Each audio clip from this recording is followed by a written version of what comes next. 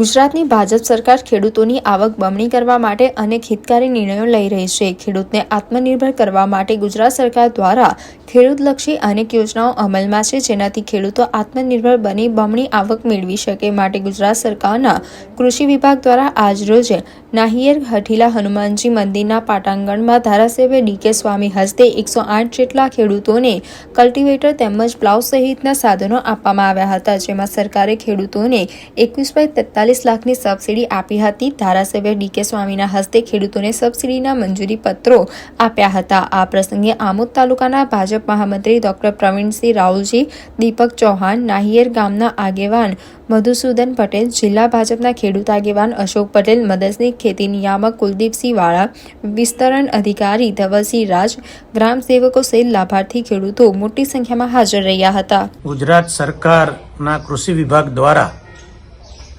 હઠીલા હનુમાનજી મહારાજ નાહિયેર ખાતે આમોદ તાલુકાના 78 જેટલા ખેડૂતોને 20 થી 22 લાખ જેટલી મોટી રકમની સબસિડી દ્વારા અનેક ખેડૂતોને કલ્ટિવેટર તથા પ્લાવની સબસિડી આજરોજ હઠીલા હનુમાનજી મહારાજના સાનિધ્યમાં આપવામાં આવી। તો આ નિમિત્તે હું ગુજરાત સરકાર અને આમોદ તથા ભરૂચ જિલ્લાના કૃષિના તમામ અધિકારીઓને હું ખૂબ ખૂબ અભિનંદન પાઠવું છું।